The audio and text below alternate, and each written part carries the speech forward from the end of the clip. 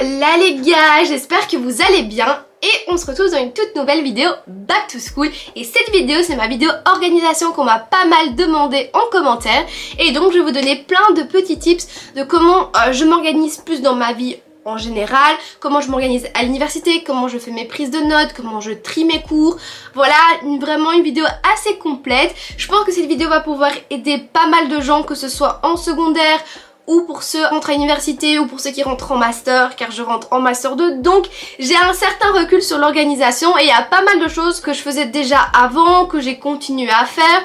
Donc je pense que je vais pouvoir vous aider. J'espère en tout cas. Donc n'hésitez pas à laisser un commentaire, à me dire ce que vous en pensez, à vous abonner, à liker, ça me fait toujours super plaisir. Et je vous laisse tout de suite avec la suite de la vidéo. Donc on va commencer la vidéo avec vraiment mon organisation globale en fait. Pour être organisé à l'université, il faut être organisé dans sa vie en général. Je suis quelqu'un qui a du mal à rester très focus. Je suis quelqu'un qui a des troubles de la concentration. Donc c'est assez difficile pour moi de travailler ou de rester focus très longtemps sur certaines tâches parce que ça me saoule et parce que tout me paraît beaucoup plus intéressant que travailler. Donc j'ai dû me mettre des barrières, me mettre des petits tips pour vraiment m'aider à rester organisée, à rester à jour et à travailler et à réussir en fait. Donc pour ça, j'utilise un work planner, donc des to-do list. C'est quelque chose que j'utilise depuis des années. Depuis que je suis en secondaire, la to-do list ça ne m'a jamais lâché parce qu'en fait j'en ai vraiment besoin. Je suis quelqu'un qui a toujours les idées qui fusent, qui pense à 40 millions de trucs à la fois. Donc ça me permet au moins de mettre sur papier ce que je dois faire sans oublier et en sachant exactement où je vais. Donc pour ça j'utilise ceci parce que voilà, je l'ai acheté pour cette année scolaire. To-do list avec des priority level, ça je trouve ça super important. Surtout quand vous avez beaucoup de choses à faire mais que vous savez pas par quoi commencer. C'est toujours important de commencer votre journée par la tâche ou bien la plus compliquée, ou bien la tâche qui vous ennuie le plus, ou la tâche plus urgente. Donc commencez toujours votre journée par ces trois tâches-là pour au moins vous enlever cette épine du pied et après faire des tâches beaucoup plus faciles pour vous, qui sont plus agréables ou qui vous demandent un peu moins d'efforts. Comme ça, vous aurez fait le plus dur en premier et vous serez vraiment tranquille. Donc voilà, j'utilise la to-do list pour ça. Et après, ce qui est pratique aussi là-dessus, c'est qu'il y a des notes et on peut même mettre des timings. Donc si vous devez vraiment suivre un emploi du temps très particulier, c'est hyper intéressant parce que vous pouvez aussi le faire sur ce genre de carnet. Ça m'a coûté 5 € et je pense que j'en ai assez pour l'année scolaire, je pense. Quoique si je n'ai pas assez, j'en rachète un.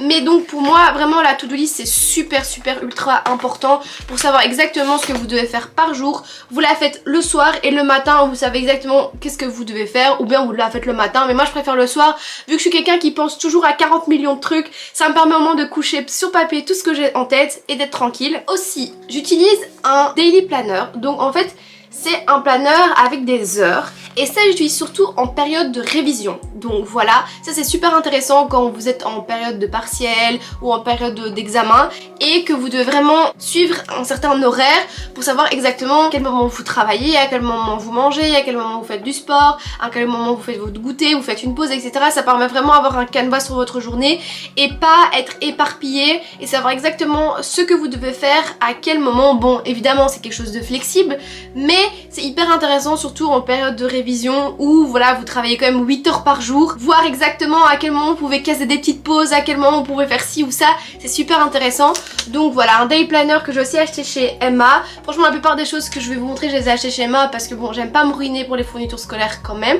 Et donc ça c'est vraiment super intéressant pour vos périodes de révision. Ensuite, quelque chose qui ne me quitte jamais, c'est un calendrier à mettre sur mon bureau.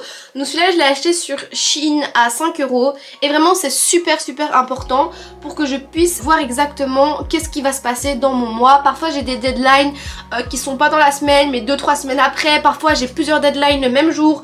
Parfois j'ai plusieurs choses à rendre la même semaine. Donc au moins ça me permet de voir en avance ce que j'ai à faire, pouvoir me préparer et commencer déjà à faire le travail en amont, au lieu de me retrouver la veille en me disant oh mon dieu j'ai encore 3 trucs à faire, je l'ai pas noté, je ne savais pas. Voilà, ça c'est le défaut d'un agenda, c'est que l'agenda tu vois vraiment semaine par semaine, et là le calendrier c'est sur votre bureau, vous voyez tout comme vous pouvez voir. Là je m'étais organisée pour mes examens, j'ai mis quel jour j'étudiais quoi, j'ai mis par exemple j'avais des rendez-vous, je les ai notés, donc voilà, ça me permet vraiment d'avoir une vue globale, savoir ce qui m'attend, pas en détail mais au moins les choses les plus importantes. Et évidemment avec ça j'ai un agenda, donc mon agenda reprend un peu ce qu'il y a dans mon calendrier évidemment, mais je note aussi quel jour j'ai cours, quel jour je dois rendre ça, etc. Ça c'est vraiment emporté avec moi, vu que le calendrier je ne l'ai pas avec moi, ça me permet de directement prendre note. Par exemple quand je suis en classe et qu'on me dit voilà on a un travail à rendre le 3 novembre, ben, je peux directement le noter, comme ça c'est à l'avance et après je peux remettre ce que j'ai dans mon agenda dans mon calendrier et inversement. Donc voilà, c'est tous les outils que j'utilise vraiment super importants pour mon organisation et qui me suivent vraiment toute l'année. J'utilise aussi des codes couleurs super importants, par exemple les travails de groupe, quand on doit faire des appels de groupe avec les personnes avec qui je travaille. Par exemple quand je mets mon sport je le mets en mauve, quand j'ai mon job étudiant. C'est très important d'avoir quelque chose de visuel pour pouvoir vous y retrouver facilement. Donc là je voulais vraiment parler d'une organisation un peu plus globale dans ma vie de tous les jours. Maintenant je vais vous parler un peu plus de ce que je fais pour mes cours. Donc une chose que j'ai toujours avec moi qui est super important, c'est un petit carnet. Je vous en ai déjà parlé plein de fois, mais vu que comme je vous ai dit je suis quelqu'un qui pense beaucoup et qui se passe beaucoup de choses dans ma tête, parfois je pense à des trucs débiles mais genre ça va me trotter dans la tête et si je le note pas ben je vais continuer à y penser. Je sais pas si vous êtes comme moi, mais voilà, je pense énormément. Et donc ce genre de petit carnet, voilà, ça me permet de coucher sur papier tout et n'importe quoi à n'importe quel moment de la journée, parce que oui, en cours c'est le moment où je suis le plus inspirée évidemment, hein, plus inspirée à d'autres choses qu'au cours, mais bon, ça vous connaissez je pense. Et donc ça me permet vraiment de lâcher prise et de vider mon esprit. Donc un carnet, un indispensable pour moi. Ensuite, pour l'organisation de mes cours, donc il y a différentes organisations. Moi, ce que j'utilise, c'est des sortes de petites pochettes comme celle-ci. Je vous ai montré l'année passée, j'utilise encore cette année. Il y a les mêmes schémas de nouveau cette année. Et donc en fait, c'est des pochettes comme ça avec des petits anneaux. Ça coûte vraiment pas cher. C'est super ultra méga léger. Ça, c'est pratique quand on doit le prendre dans notre sac. Et en fait, je mets là-dedans mes cours quand j'ai des cours qui sont à imprimer. Donc par exemple j'ai un syllabus, c'est un cours que je dois acheter, genre ça coûte 4-5 € en fonction du cours. C'est un cours déjà préfet, je l'imprime, je le mets là-dedans et je vais en cours avec et je prends note directement sur le cours papier, donc j'écris dessus. Par exemple je vais vous donner un exemple avec mon cours de japonais. Là c'est mon syllabus de japonais, il y a déjà le cours qui est déjà fait en fait. J'ai acheté vraiment le document et j'écris directement dedans. Parfois c'est des cahiers, donc ça j'ai rien à faire, et parfois c'est des feuilles volage comme ça. Donc ou bien je les mets dans ce genre de petites pochettes, ou bien je les mets dans des petits classeurs, ça dépend vraiment de la taille du cours en fait. Et je prends toujours des classeurs transparents, comme ça je sais exactement c'est quoi comme cours. Je prends toujours des Hexaconta, genre c'est mes préférés. J'ai 3-4 classeurs comme ça et chaque année je les change, hein. Je rachète pas des fards comme ça chaque année parce que sinon à la fin je m'en retrouve avec 150. Mais voilà, c'est comme ça que je range mes cours, c'est ou bien là-dedans ou bien là-dedans. Si c'est des feuilles que je dois imprimer. Et parfois il y a des synthèses déjà très bien que je peux trouver sur les groupes Facebook, parce que nous, je sais pas comment ça se passe en France. Par exemple chez nous il y a des groupes Facebook pour chaque cours et donc il y a des gens qui postent des synthèses, et donc parfois je prends une synthèse. Enfin, je vais au premier, deuxième et troisième cours et je vois si la synthèse suit assez bien le cours. Si oui, je l'imprime et je prends directement note en auditoire dessus, et si pas alors je prends les slides du prof où je reprends la synthèse et je la mets sur mon ordinateur en format Word et je complète directement dessus sur mon ordinateur.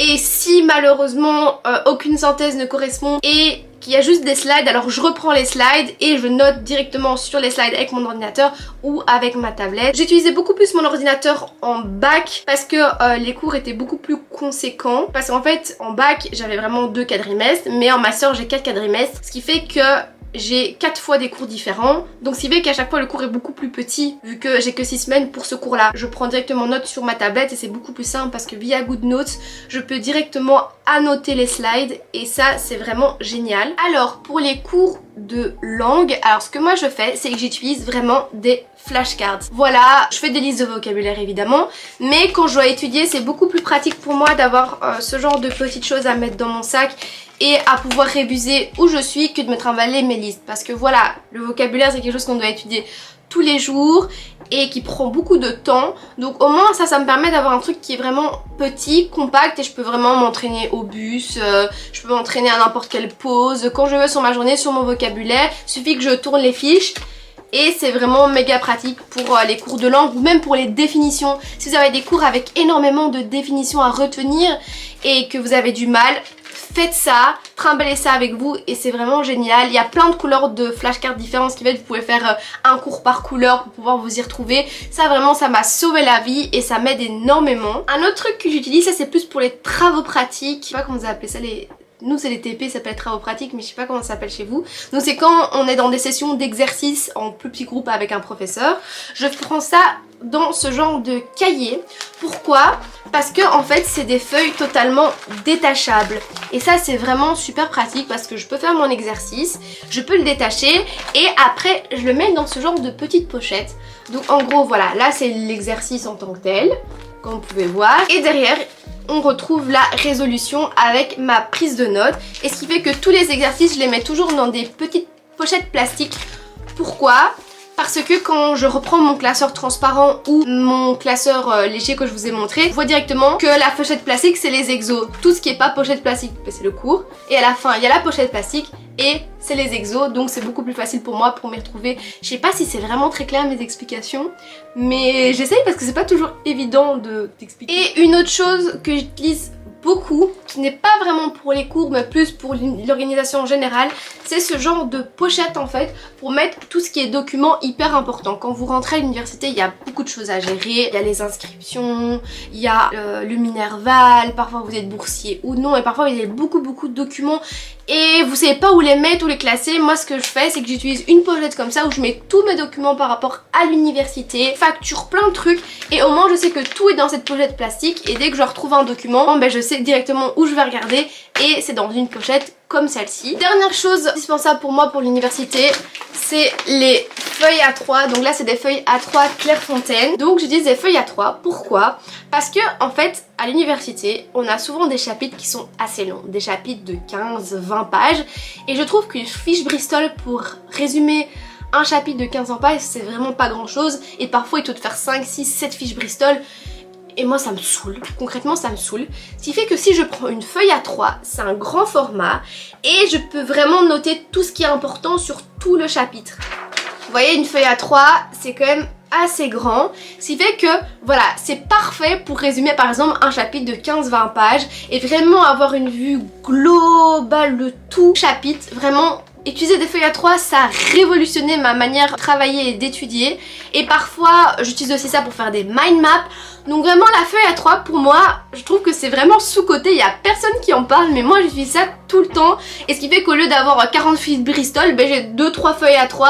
Et la veille de l'examen, je relis mes feuilles A3 et genre, c'est parfait. Donc franchement, si vous n'avez pas encore essayé cette technique, n'hésitez pas à investir dans des feuilles A3 et ça coûte pas très cher. Donc voilà, j'espère que cette vidéo vous a plu, j'espère que j'ai pu vous aider à avoir des tips pour vous organiser, pour mieux réviser, pour mieux catégoriser vos cours, prendre note. Voilà, j'espère que j'ai pu apporter des nouveaux conseils que vous ne connaissez pas. Voilà, j'espère que cette vidéo vous a plu et je vous dis à la semaine prochaine.